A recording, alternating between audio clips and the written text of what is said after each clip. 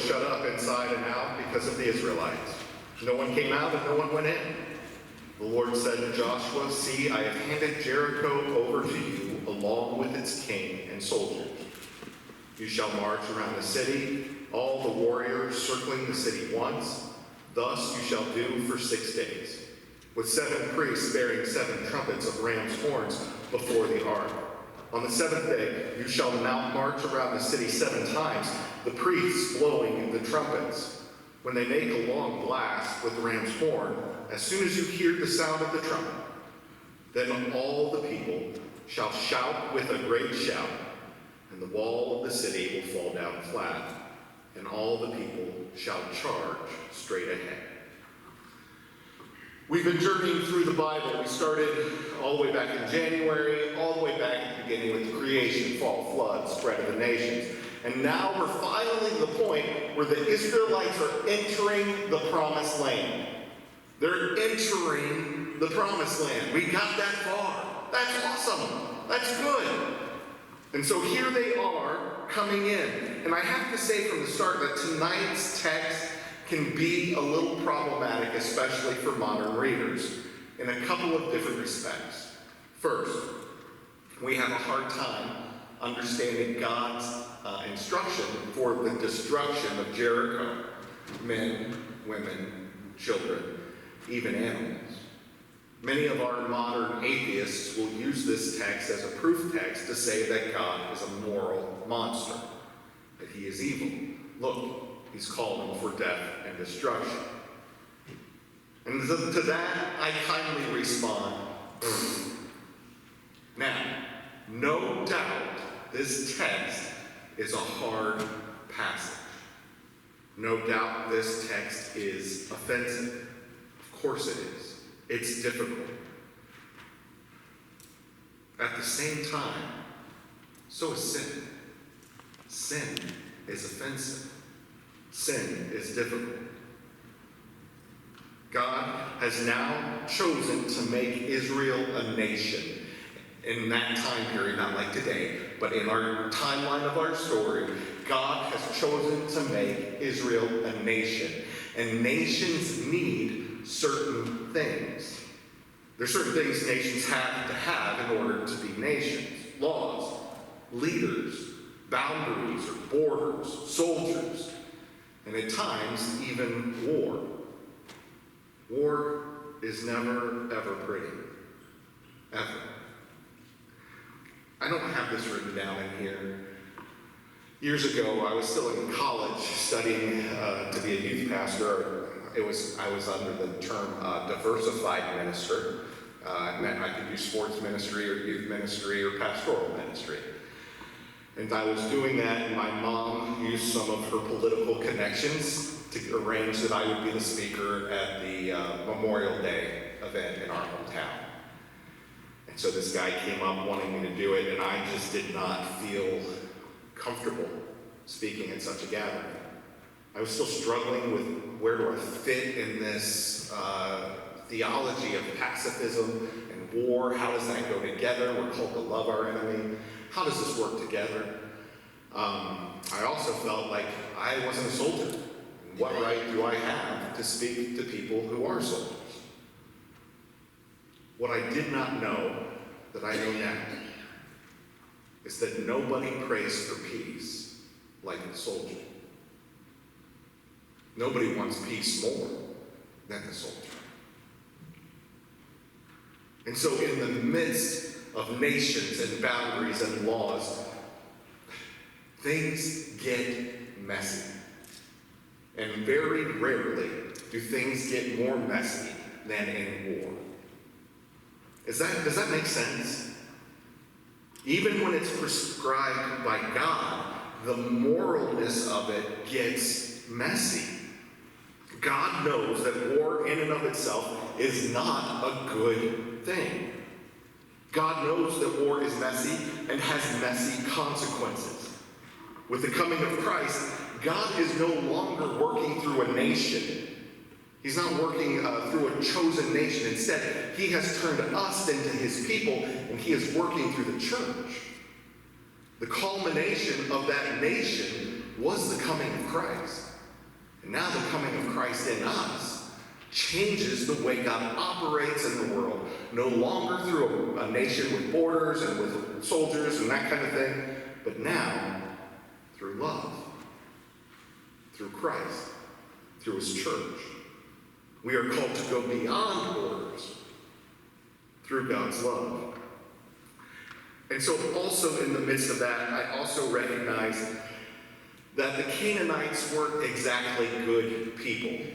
We like to picture, like in our progressive era, we like to picture unconverted people groups as they're happy on their own.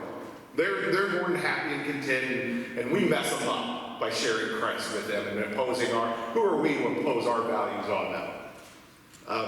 Do you guys remember, it was a few years ago, there was this kid, he was like maybe 21, wanted to be a missionary, and he went over to Australia, to the Aboriginal island that is untouched by modern man. Do you guys remember this at all? Oh my gosh, this was a huge story. This kid wanted to be a missionary. It's against the law for anybody from like our world to go to that island. We're commanded not, like the law is you don't mess with them. Part of it's for fear that they'll get sick from something we're immune to. And so there's some good reason to that. But this kid wanted these people to know Christ. And so he went over and shared multiple times. And every one of them, they chased him off quite violently. One time, a kid shot a bow at him. The arrow went into the Bible that he was holding in front of his chest. The kid ran away and then came back again. And when he came back, they killed him. Now the question is it good for us to go there or not? Does the gospel say go to all nations or not? What do we do with this? And I'm willing to bet that even our most progressive person at our church or in our culture, if they found out that people group was doing evil things, let's say that people group they're beating their wives or their children or sacrificing children, we'd be horrified and say, that is not good. Correct? We'd want to intervene. Now, whether we do or not, that's a whole separate issue. But my point is this: the Canaanites were not good people at all. At all. They were not some innocent people group happily minding their own business, living their best lives now. They were an incredibly warlike culture that delighted in the suffering of their enemies. Think Genghis Khan, right? One of the descriptions of their god, Anath, who's a woman, goes like this. The blood was so deep that she waded in it up to her knees, nay, up to her neck. Under her feet were human heads. Above her, human hands flew like locusts, meaning she's dismembering people. All right? In her sensuous delight, she decorated herself with suspended heads while she attached hands to her girdle. She dressed in body parts. She was collecting body parts of those she had slain. Her joy at the butchery is described in even more sadistic language. Her liver swelled with laughter. Her heart was full of joy. Afterwards, Anath was satisfied and washed her hands in human gore before going about the rest of her daily tasks. Like it was nothing. This is the God this people group worship.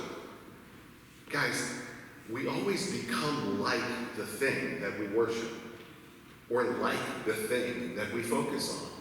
Even when we don't want to, we do. So even for those of us who are like, I'll never become like my parents. Have you ever said that to yourself?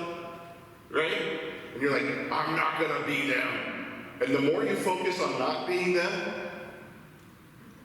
you become them. Right?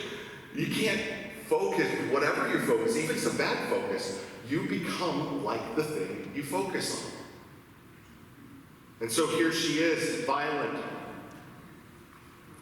And the people were violent as well. The Canaanites sacrificed children, worshiped their gods with temple prostitutes and animals. They weren't fine, upstanding citizens. Genesis 14 tells us that God gave this people group over 400 years to repent, and they did not. Judgment Day had come upon them. It's harsh. It's offensive. But no more offensive than the flood. No more offensive than Christ's return. No more harsh than any other war. It's messy. Secondly, modern preachers, readers, hearers want to use this text as a way of preaching God's blessings at our behest, right? If we obey, then we are blessed, is what people say. If we shout our praise before the walls fall, then the walls will fall. What walls of Jericho are in your life, they're going to say. Are these walls of depression or walls of financial ruin? What are the walls that God is calling you to shout down? Maybe maybe it's an addiction, or maybe your guapo is illiteracy. Like, I meant your Jericho walls. Maybe that's. So, guys, over and over, people preach this text in ways that are inappropriate. They're going to say, whatever it is, your obedience brings the miracle. Your disobedience prevents the walls from coming down. Just believe, shout the victory. The battle is already won. Here's what one commentary I read actually said. Verse 5 begins with the word when.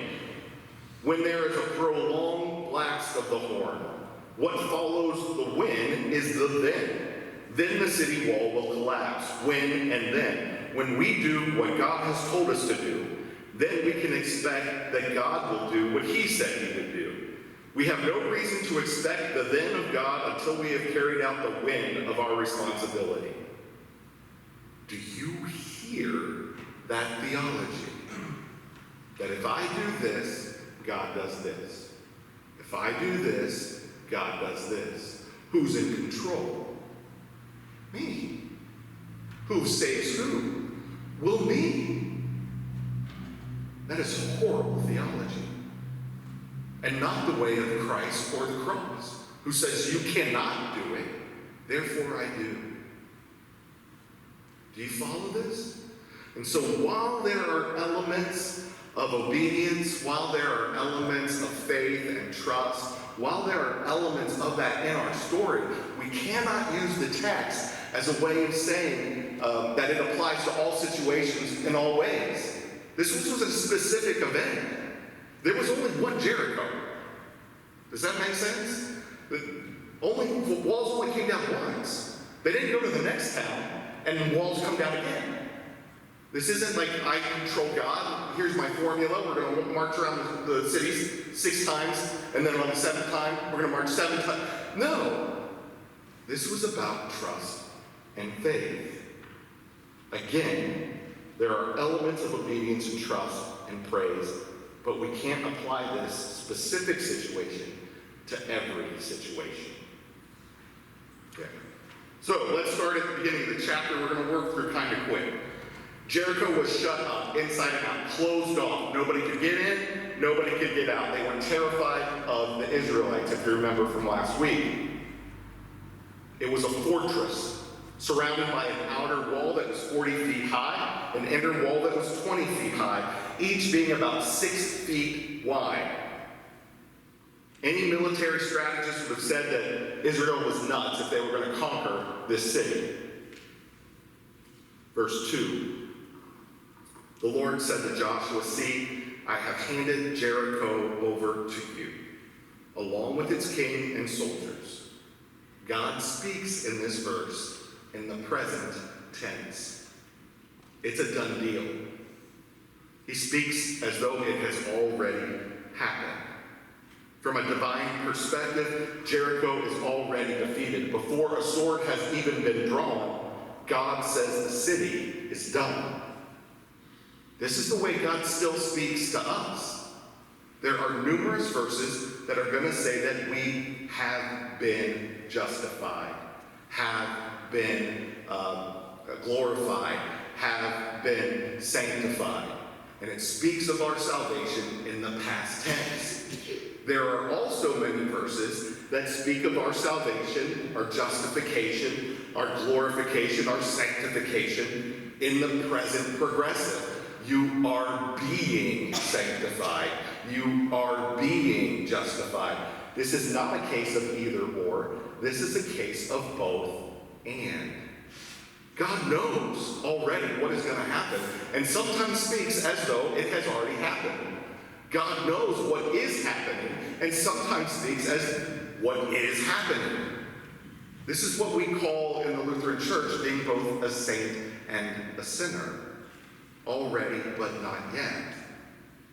That we have been saved, and we are being saved.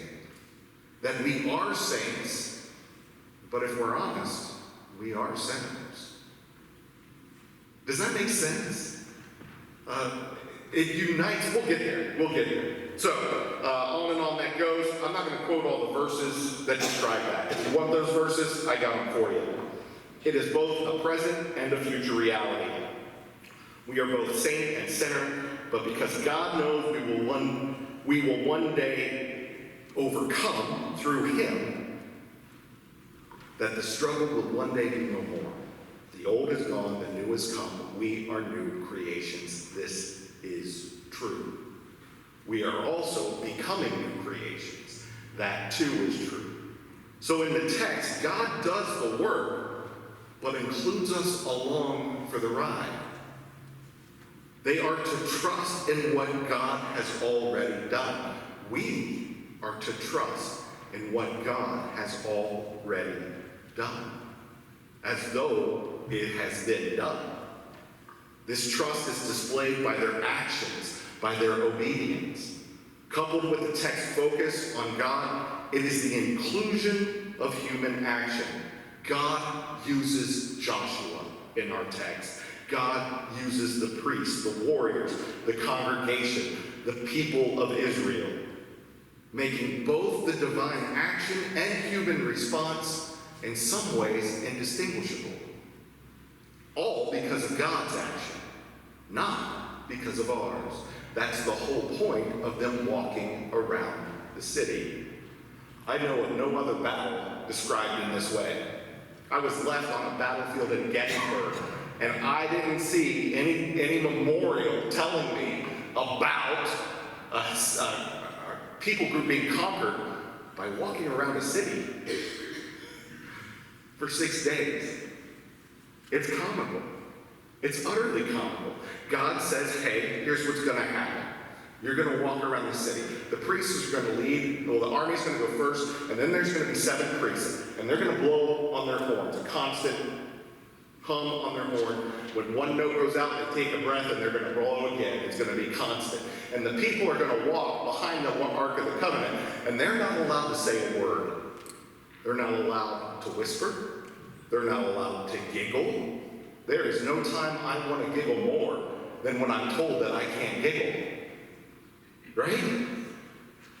They're not allowed, they are to walk in silence.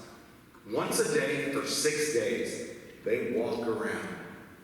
And then on the 7th day, they're to walk 7 times. What's this remind you of? It should remind you of the year of Jubilee. Once a year, once a week, they celebrate the Sabbath.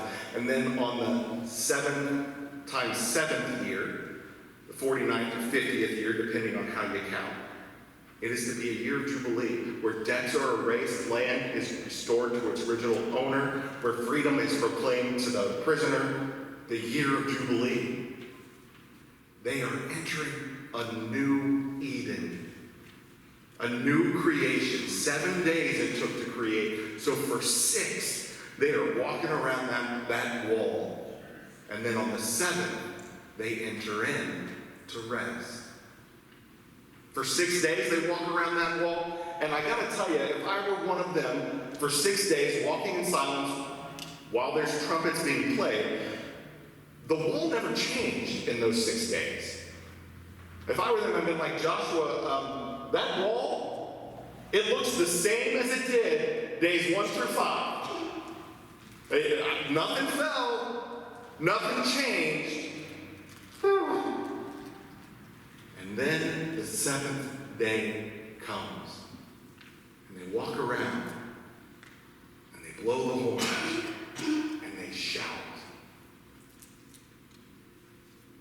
One of the commentaries, now granted it's the same commentary that had some horrible theology, but it asks, are we too good to shout? And I think that's a fair question. Are there times in our lives when we just need to shout, to let God do whatever he can with our pathetic shout? And the walls come down. In the beginning of our text, it said that this was going to be devoted to the Lord, that Jericho itself would be harem to the Lord. In the Hebrew, it means tithe or sacrifice. They're coming into the promised land, and the first fruit of what they are getting, they are giving back to God. It is devoted harem. Now, if you know, harem is also a form of the word hesed, which means blessing. And so it is devoted, and they receive the blessing. Let's go back to the horns for a second. Anybody know what kind of horns they used? It wasn't like a trumpet like Mr. Baker plays. Wasn't one of these. What kind of horn did they use? Ram's horn? A ram's horn, a shofar. If you have not seen it, I looked it up on Amazon today. I wanted to buy one. Last year I wanted to buy the armor of God. This year I wanted to get a shofar. Shofars, they're like huge, twisty, curly Q ram's horns. And when you blow, it's up, and it's this huge sound. Where's the first time that shofar appears in our scripture? All the way back with Abraham, when he's about to sacrifice his son Isaac, and finds a ram with its shofars stuck in thorns. And God provides the sacrifice. This is telling us all about Christ all over again. At the end of the story, yes, we start by being offended. Men, women, children, and the utter destruction. But by the end of the story, Christ becomes the curse. Christ becomes the sacrifice. Christ becomes the harem, so that we might get the hesed, the blessing that he brings. This text is all about Christ.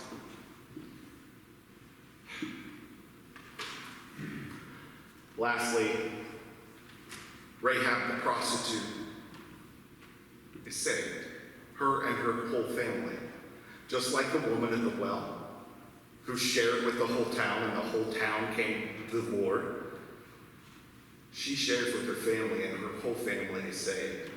And our text says, like, it lifts her up as a hero, but it still calls her a prostitute. No longer in a negative way. Now in a bragging way.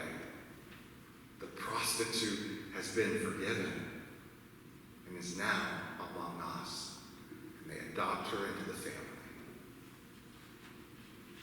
Are we willing to even let ours become, that we're known by our sin, so that God can be known by his grace and goodness? To be so transformed. Guys, I love the story of Jericho.